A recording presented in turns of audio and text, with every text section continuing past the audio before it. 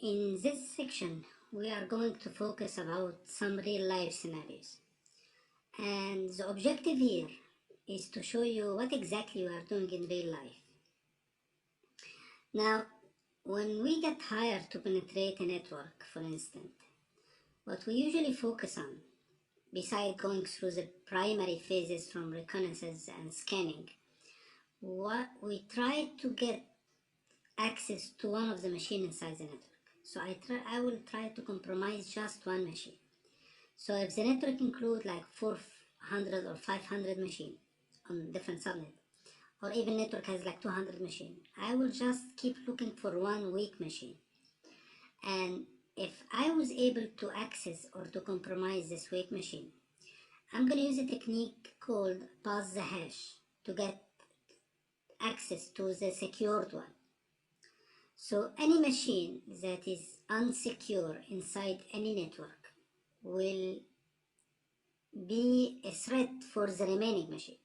So inside your network, if you have just one machine that is unpatched, doesn't have an antivirus, firewall is disabled for any reason, the hacker can compromise it, and from this machine, he's going to use this pass the hash technique to get access to the remaining secured one. And this is what we're going to try now.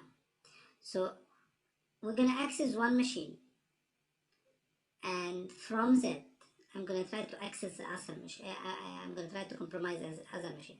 So I'm going to compromise one weak machine, and then I'm going to use the pass hash to compromise the other machine. And this should be your objective.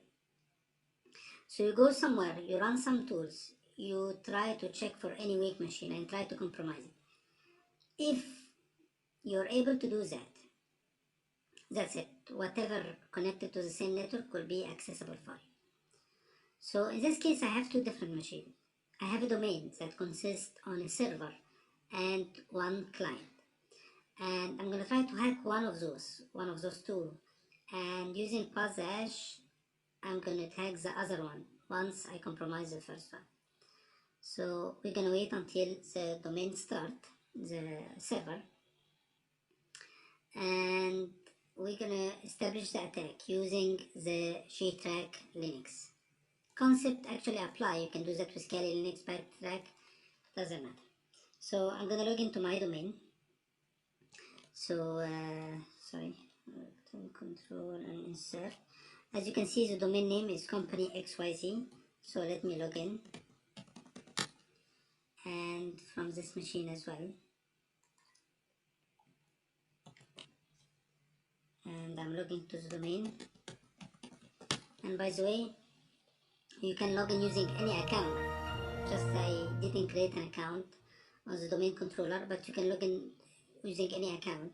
But as you can see, I have two different machines, and we're gonna start by trying to compromise one of those two machines.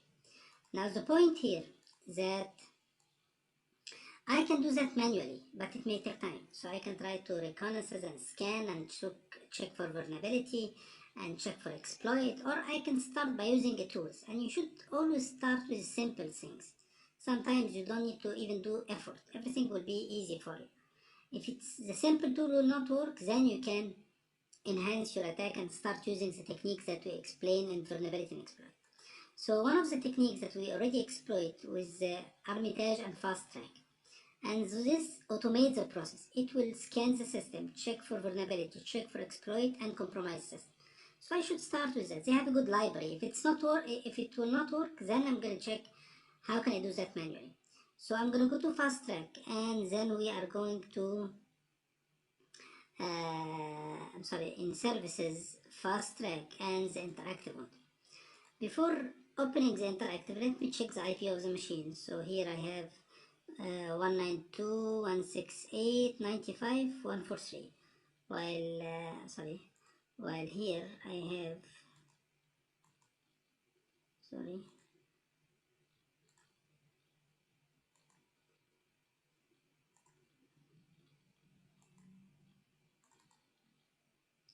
it's 192.168.95.150. Excellent. So now let's go to our GTrack, and we can use the autophone that do that automated.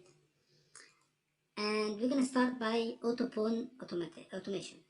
Definitely you should update that, and I explained that earlier in the vulnerability and exploit section, but for the sake of time, let's just run the attack. So number 2, which is the autopwn. Now you're gonna ask me, which IP would you like to scan?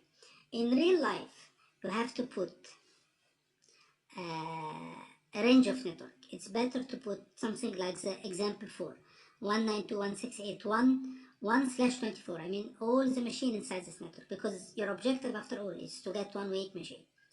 But the problem is that it will take time.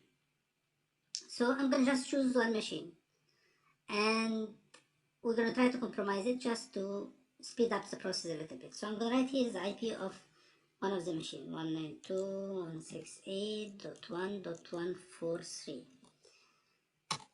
Oh, sorry, it was actually 95. I wrote the wrong password.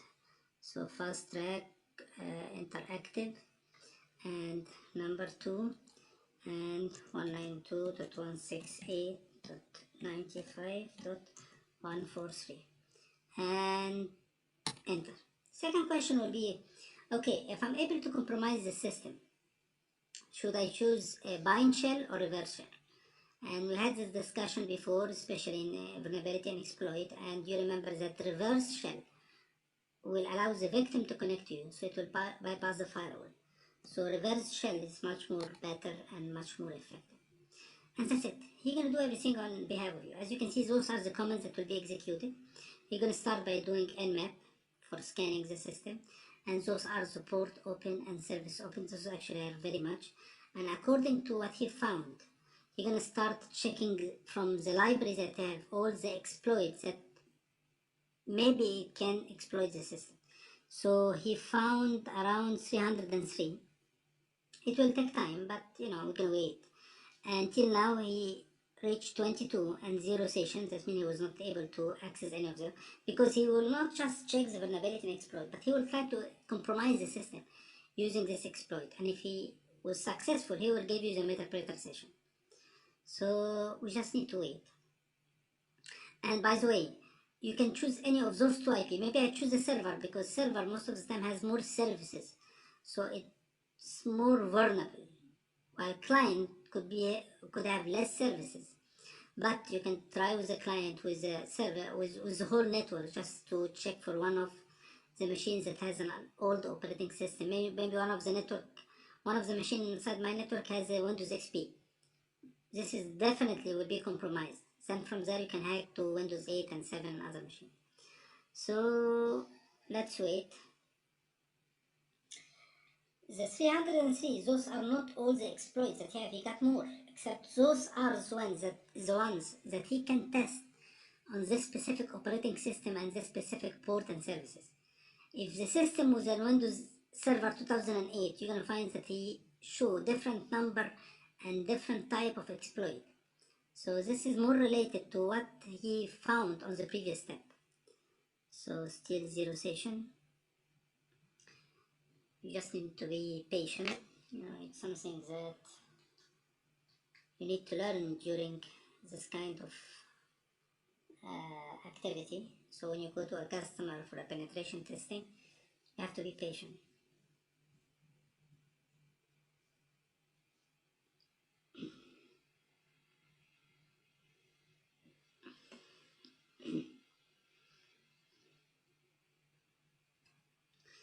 He may find more than one, and he may give you more than one session.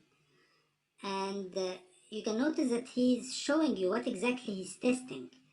And this is good for reporting, because after all, you're gonna need to submit a report for your customer. So you need to tell him he's infected with what kind of vulnerability he had, what kind of exploit did you use. So it's good that he's showing that. So still,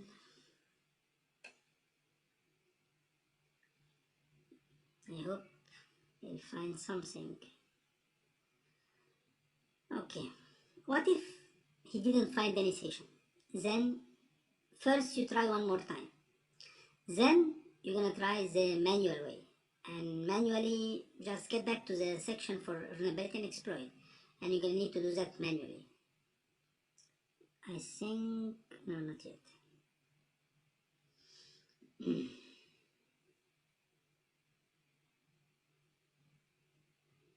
Oh, excellent. So one session has been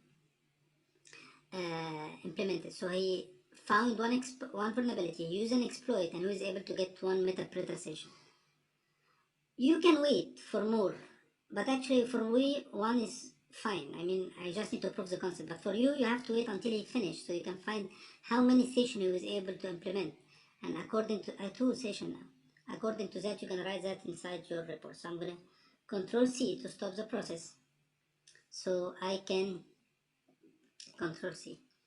So, but in real life, you have to finish until you see how many sessions he was able, because this will point to the vulnerabilities that the system had. But for me, I was able to get the session I wanted. Actually, 4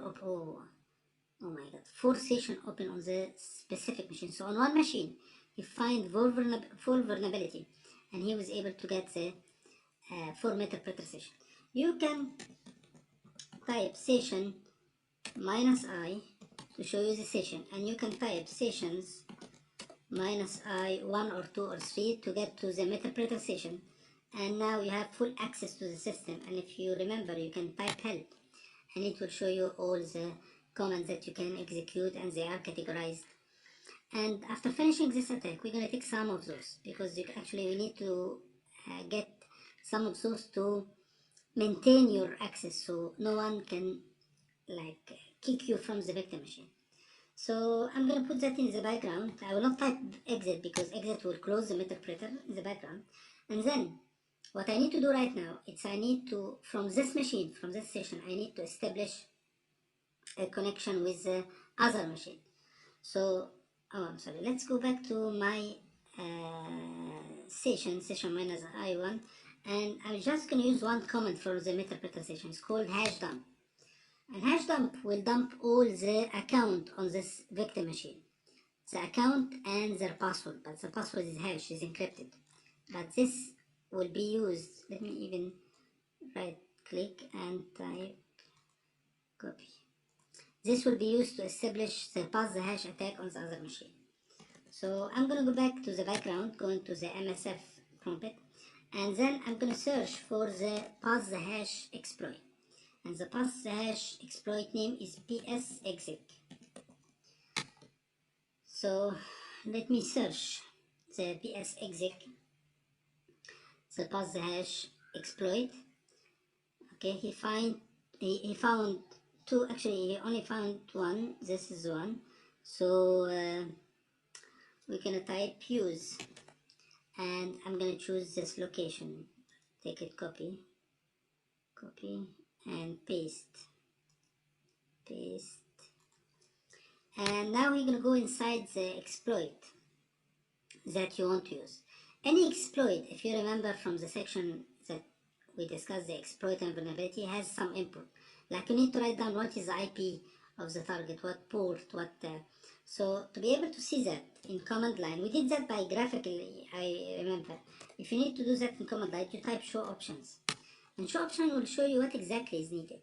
So you're gonna see the thing that is needed, and if it's required or optional. Like here we need the R host, which is the target host. So you need to type it here. You need the username and password, and you need to change the domain if any change. So let's do that. So to change those values, you type set R host, and don't forget that Linux is case sensitive. So if it's written in capital, you have to write it in capital. If it's small, you have to write it small. And we're going to put the IP of the second machine, 192.168.95.50. And you can verify by typing show options again to make sure that the value has been added. Then in the work group, in the domain, we need to write the domain name, because if it was a work group, we should keep it work group. But since those machines are under a domain, we're going to type the name of domain, and the name of the domain was company XYZ. So set SMB domain,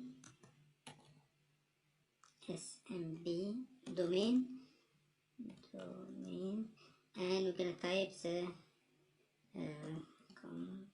company X Y Z. Enter. Then the username.